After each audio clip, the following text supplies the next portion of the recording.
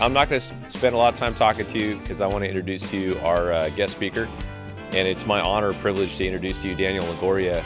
He entered the system at the age of 12. He's going to talk about that. He does absolutely amazing things right now for people. And it's an incredible blessing again to introduce to you Daniel Longoria. So come on up, sir. Hi, how's everybody doing? I feel like a stand-up comedian with this thing right here. So I'm going to yank it off and I'll talk to you guys. As Dan said, between the ages of 12 and 30, I was only out 2 years in accumulated time. So all my teens and all my 20s, I spent juvenile hall, the youth authority, and the last 2 times I paroled from Pelican Bay, the security housing unit. And so when I was in the youth authority, I was in Preston twice, but that closed down now. And as a matter of fact, in June, I went and spoke. They only have 2 facilities left open at CYA, and that's OH closed and Chad. And I went into these big gymnasiums they had, and exactly what I'm doing today is I did for them back in June. And I want to talk to you about how my life changed. The pictures, it's not about bragging, and it's not about look at me.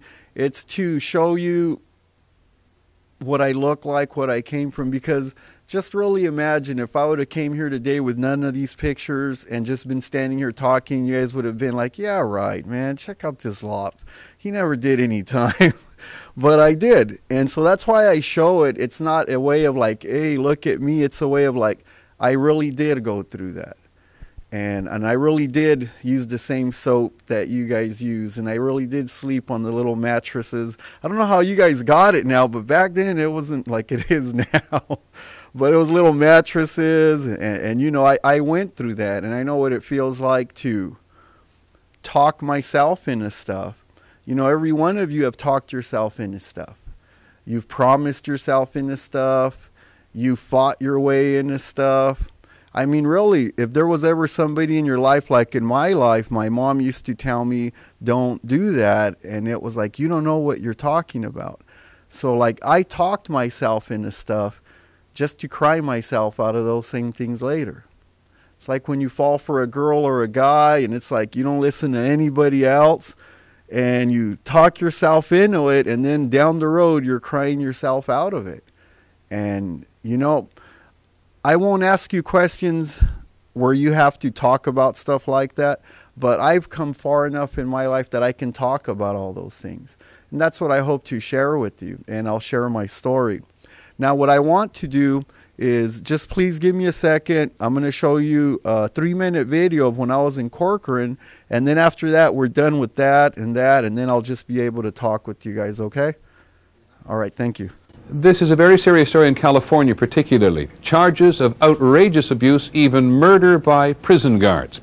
Corcoran State Prison has been called the most violent prison in the nation. In the past 8 years, 50 prisoners have been shot and wounded by guards. 8 have been killed. And now there are allegations that guards have been literally playing with prisoners' lives. Here's ABC's Ken Kashiwahara. It is where the most violent inmates are housed at Corcoran State Prison, the Security Housing Unit, or the SHU. According to former officers, the SHU was turned into a shooting gallery. The violence was well beyond what any place should be. I would have an average of 1 to 5 shootings on my 8-hour shift. Talbot and other former officers have broken ranks and charged that their fellow guards actually staged fights among rival gang members like roosters in a cockfight, then shot at them when they wouldn't stop fighting. One incident in April 1994. Videotape from a security camera shows Preston Tate and his cellmate, both black members of the Crips gang, being released into the exercise yard. A few minutes later, 2 Latinos from a rival gang are released into the yard and attack the Crips. A guard watching from a control tower fires a shot to break up the fight. It hits Tate in the head, killing him. Inmates here at Corcoran and even some guards had long complained about violent rival gang members being put together knowing they would fight. Until the Tate shooting, they say, their complaints were simply ignored. According to former prison officers and inmates, the staged fights and even wagering by guards were a way of life. You're seeing an inmate in Corcoran SHU not only as a pawn to go out there and entertain the guards are doing the shooting, who are actually, yes, placing bets on the fights out there. Former Lieutenant Talbot says one guard even served as a fight announcer for what was called Gladiator Day. Let's get ready to rumble. And then they would release two opposition gang members. Corrections Department Director James Gomez says if allegations about staging fights at Corcoran are true, the guilty will be punished. If staff members are telling you that that occurred, whoever did that should be disciplined and fired. But the allegations have been around for years, and so far no guards have been disciplined for staging fights. There was a lot of violence that was needless, and no one was stopping it. No one would listen to any of us.